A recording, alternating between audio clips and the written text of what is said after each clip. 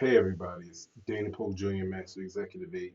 And if you're looking for the mental, how to apply mental alchemy, then you're in the right place. I'm about to reveal some easy ways to apply mental alchemy to your life without you having to bring all of this information together yourself or spend a lot of time and money. So I understand that knowing the principles of mental alchemy but not knowing how to apply them can leave you with just potential, and that can be frustrating. But don't worry, because today I'm going to share with you um, the introduction to how to apply mental alchemy. So, what originally was the purpose of alchemy?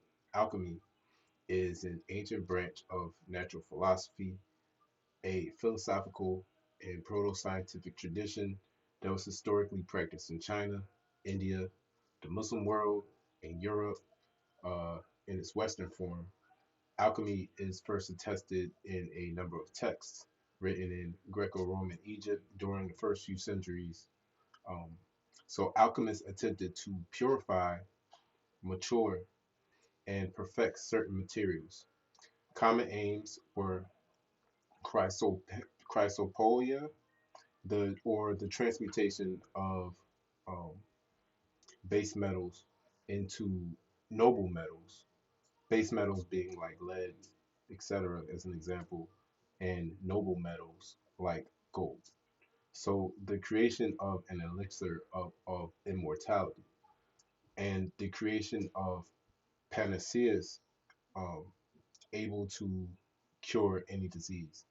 So the perfection of the human body and the soul was thought to result from the alchemical magnum opus or the great work.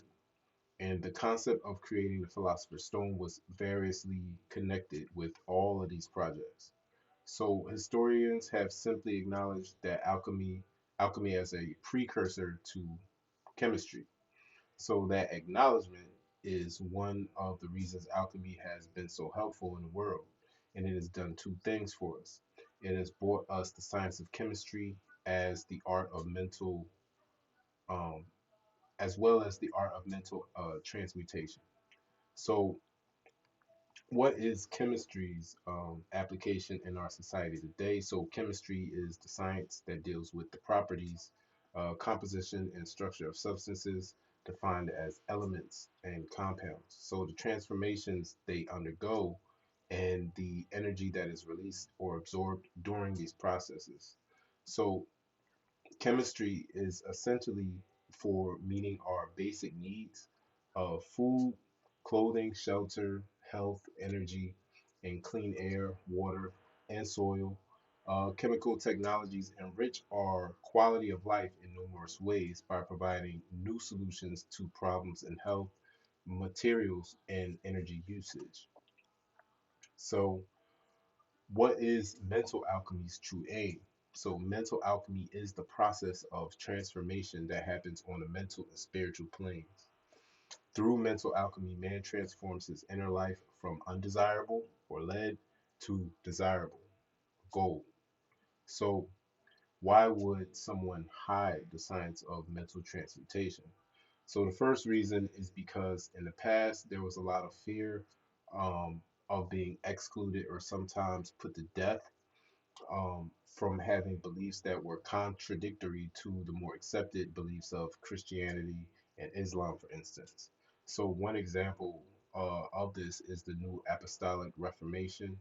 Among Christian tendencies, the NAR is especially aggressive in efforts to counter alleged acts of witchcraft. The NAR's globally distributed transformations or pseudo documentaries by filmmaker George Otis Jr. shows charismatic Christians creating mini utopias by driving off territorial spirits and by banishing or even killing accused witches.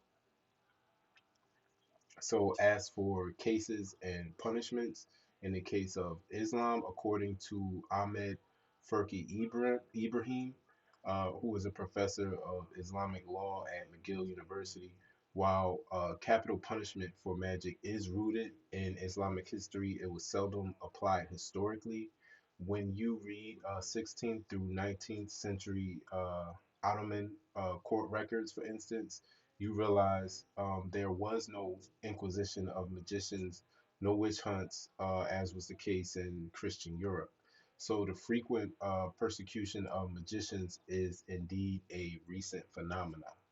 So as of 2013, stricter laws, arrests, and executions have resulted in efforts to deter magical practices in Afghanistan, Gaza, uh, Bahrain, and Saudi Arabia. So sorcery is also a crime in Nigeria. So this is more recent, but is still the case nonetheless. For instance, in Saudi Arabia, prior to the reign of Mohammed bin Salman, Harry Potter books were forbidden, and men and women had been beheaded on charges of sorcery. In 2009, a special anti witchcraft unit was created and formalized not only to investigate and pursue alleged witches, but to neutralize their cursed paraphernalia and disarm their spells. In that year, in the one region, Makkah alone, at least 118 people were charged with practicing magic or using the Book of Allah in a degradatory manner. So I can go on, but you get the point. So the second reason is that alchemy was not something in the past that was believed to be shared by everyone. Only a few, after passing trials, could be accepted into a group with other alchemists. So alchemists have repeatedly defended this secrecy, stating that its purpose is to keep the spectacular knowledge hidden from unworthy individuals who might use it for nefarious gains. Through from the very beginning, the goal of alchemists were impossible to achieve. So, according to all accounts, the only way to understand the core secrets of alchemy is to receive them from an experienced alchemist or to grasp them through sudden flashes of insight after careful reading of alchemical texts. So, mental alchemy uh, can actually be found in the major religions and are not in opposition with them. So, spiritual alchemy was based on the idea that the physical transformation of metals required that the alchemist first transform himself. So, practitioners in of the Islam, Judaism, and Christianity religions regarded the sacredness of the universe and the relationship with the divine. So, um, although mental alchemy is acknowledged, the focus of alchemy is still largely today considered a physical art.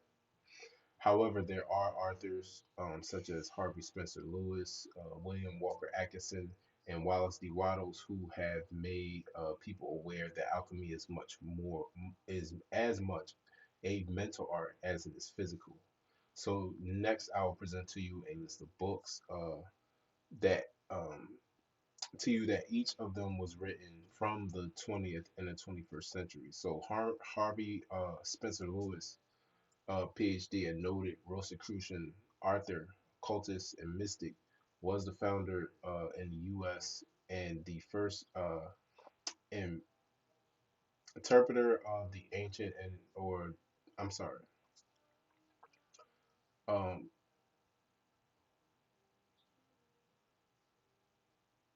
oh, I'm sorry, y'all got this word here.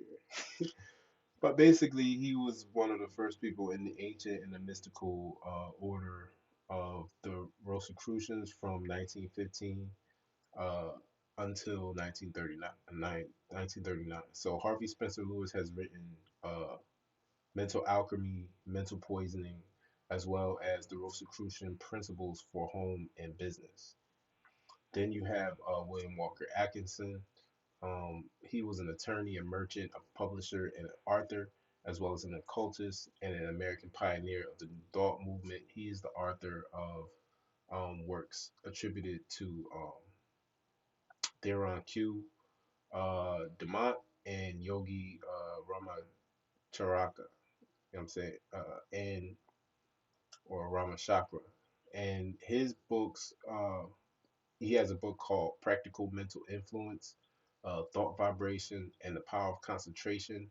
And you can still get those days. Actually, you can listen. I listened to The Power of Concentration. That was a powerful book. And I listened to Practical Mental Influence. Both of those books are literally for free on YouTube, and you can get those, like I said, either for free or you can download them as PDFs or you can buy them. I think they're like $2. Like they're cheap. And but the information inside of them is worth way more.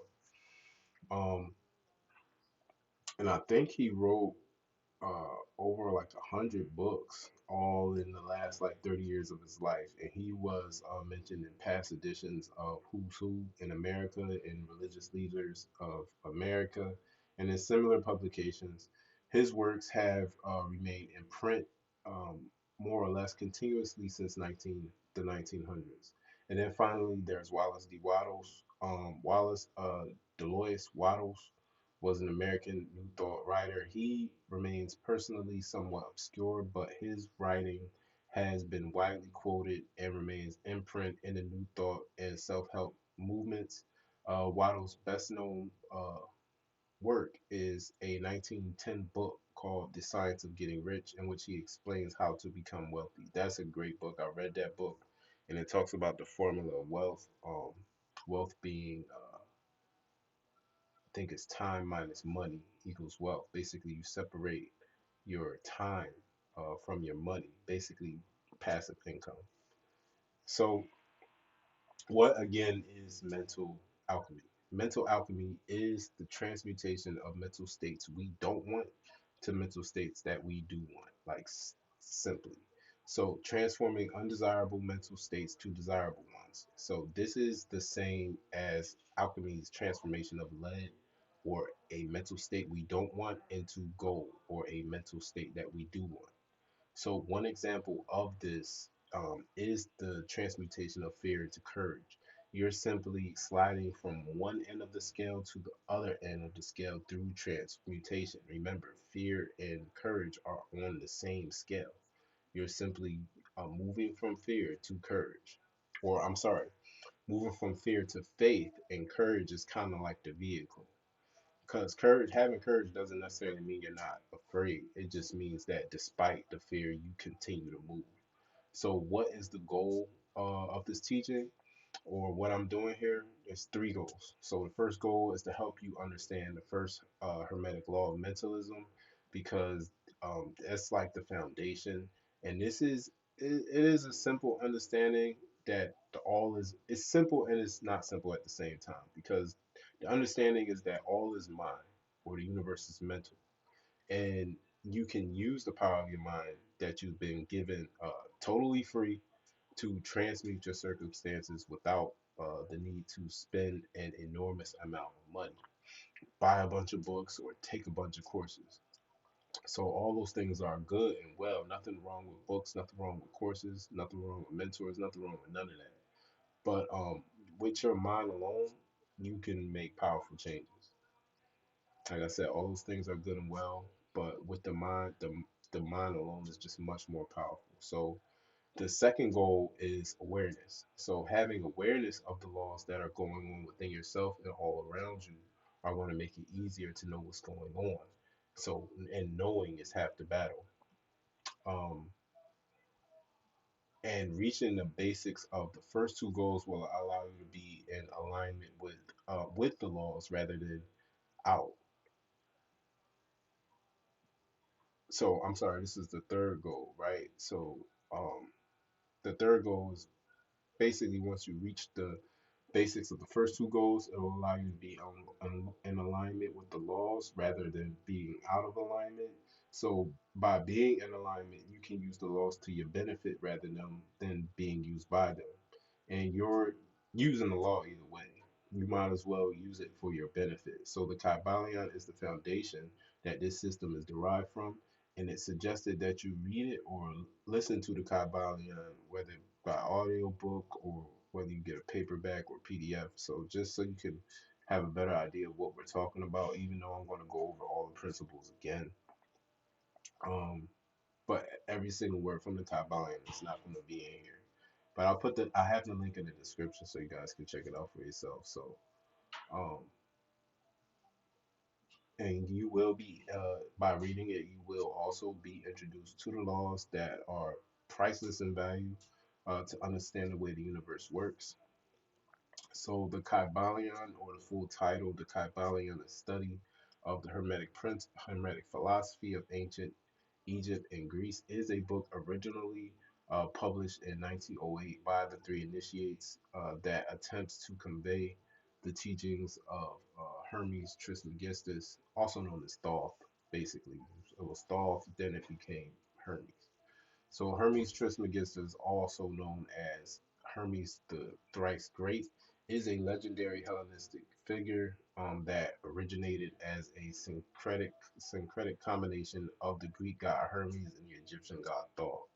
So he is the one that has been said to be the author of the Hermetica, which is a widely diverse series of ancient and medieval texts that lay the basis of various philosophical systems known as Hermeticism. So the wisdom attributed to, um, this figure in antiquity combined a knowledge of both the material and the spiritual world, which rendered the writings attributed to him of great relevance to those who were interested in the interrelationship between the material and the divine. So the figure of Hermes Trismegistus can be found in both Islamic and Baha'i writings. In those traditions, Hermes Trismegistus has been associated with the prophet Idris, or Enoch. All the fundamental and basic teachings embedded in esoteric teachings of every race may be traced back to Hermes. He was the father of occult wisdom, the founder of astrology, the discovery of alchemy. So the student of comparative religions will be able to perceive the influence of the Hermetic teachers in every religion worthy of the name. Um, so there is a connection between the Hermetic engineering school and the building of the Giza pyramids. According to the book, The Engineering of Consent, Controlling Mankind's Past to Control Its Future by David Clues Roman, uh, Islamic and Greek scholars, as well as other sources, describe multiple accounts of a pre-flood architect, Hermes Trismegistus or Thoth, building the pyramid in preparation for the coming flood.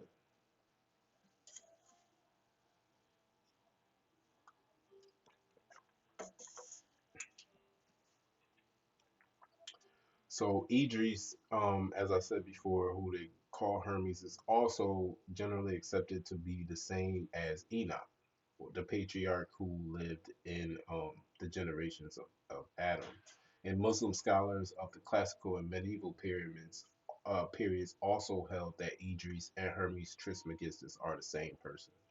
It is also thought that the teachings of Abraham, and the Kabbalah were inspired largely by Hermetic teachings.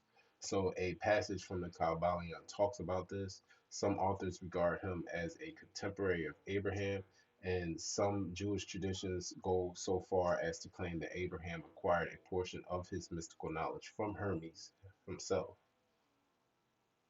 So the Kabbalion is a good book for helping to develop yourself as well as laying down the principles for mental alchemy. However, it is not an introduction to Hermeticism.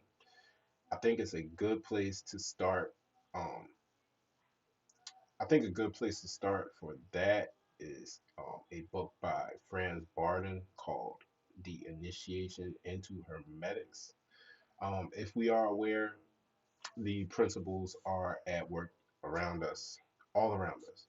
When we are not aware of the laws and their practical application, we are not in alignment of what we desire in our lives. And it will make it harder to reach our goals. So, some of the advice we were given on a success include things like grinding, you know what I'm saying? Like not being impulsive or being patient, building up your network. Your network is your net worth, and positive thinking. And all of these things are definitely a part of the success formula. However, them alone by themselves is not enough to take you forward uh, towards the fullness of your potential. So, being aligned with the laws that govern our universe increase your chances of success. Just like when you play a game, knowing the rules to the game allows you to maneuver through the game in an intelligent and efficient manner. This is a game called life, and there are rules of the universe that govern this game. So, moving forward, we're going to be talking about each principle and how to put each principle into practice. So, what exactly are the Hermetic principles? The first principle is mentalism, the second principle is correspondence, third principle is vibration, the fourth principle is polarity, the fifth principle is rhythm, the sixth principle is causation. Did I say? No, I didn't. And the seventh principle is gender. So you already know these laws and use these laws to one degree or another, knowingly or unknowingly. So one law that you recognize easily is the law of cause and effect. Everyone has had an effect happen in their life and thought back to a cause and noticed the pattern. Okay, so if you're interested in discovering more about how to apply mental alchemy, then be sure to check out the playlist of how to apply mental alchemy at the first link in the description. Subscribe and turn on notifications so you don't miss more videos helping you with mental alchemy and more. And check out the playlist of my top 10 videos on how to apply mental alchemy. And I'll see you in the next video. Take care.